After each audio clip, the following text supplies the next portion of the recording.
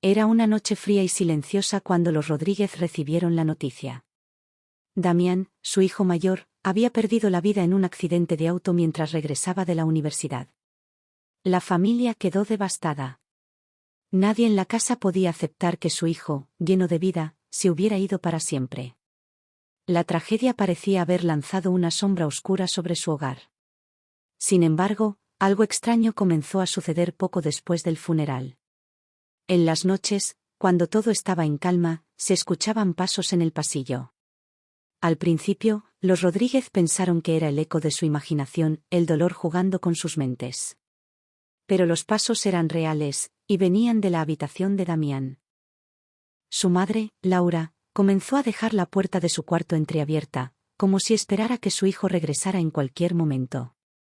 Una semana después de su muerte, una madrugada, Laura se despertó con la sensación de no estar sola. Frente a su cama, Damián estaba de pie.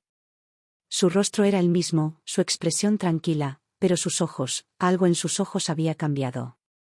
No parecían los ojos de su hijo, sino los de alguien que había visto algo más allá del entendimiento humano. Laura se quedó paralizada. «Mamá», dijo Damián con voz suave. «Vengo a despedirme». Sus palabras llenaron a Laura de alivio. Tal vez este era el cierre que tanto necesitaba.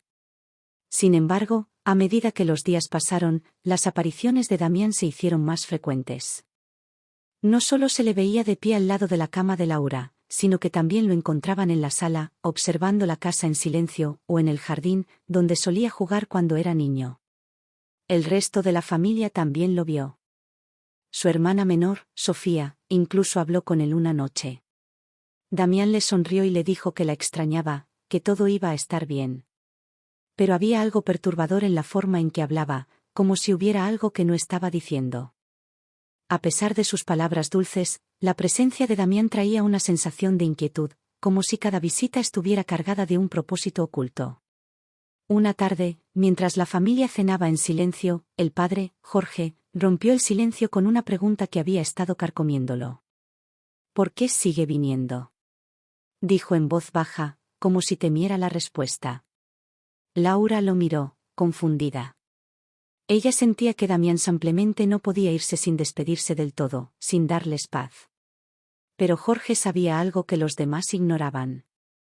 Algo que había mantenido en secreto durante años.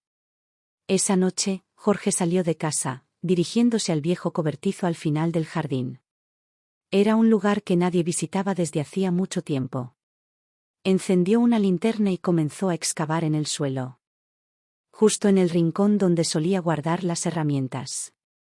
Sabía lo que iba a encontrar, pero al mismo tiempo, temía verlo de nuevo.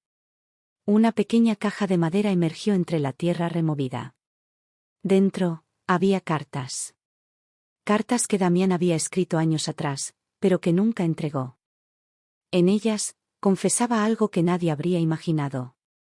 Algo oscuro y doloroso que cambiaría la imagen de su querido hijo para siempre.